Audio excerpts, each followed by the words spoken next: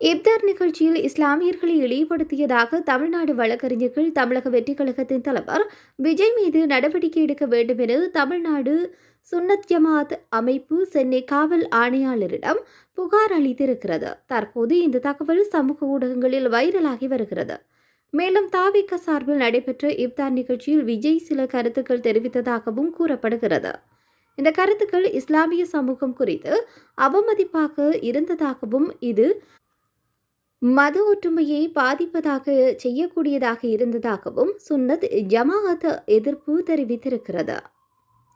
இந்த சம்பவம் குறித்து தமிழ்நாடு சுன்னத் ஜமாஅத் அமைப்பினுடைய முக்கிய நிர்வாகிகள் சென்னை காவல் ஆணையர் அலுவலகத்திற்கு சென்று முறையிட்டனர்.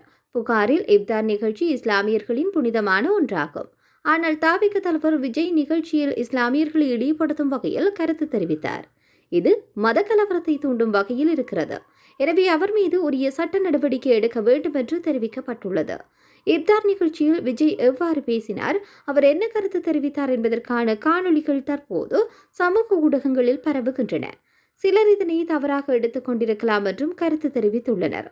தாவேக தலைவர் விஜய் இது குறித்து இதுவரை எந்த விளக்கமும் அளிக்கவில்லை. ஆனால் அவர் தன்னுடைய அறிக்கையில், என்னுடைய பேச்சு தவறாக புரிந்து கொள்ளப்பட்டுள்ளது, நான் மதங்களை அவமதிக்க விரும்பவில்லை என்று கூறியதாகவும் தகவல் தெரிவிக்கின்றன.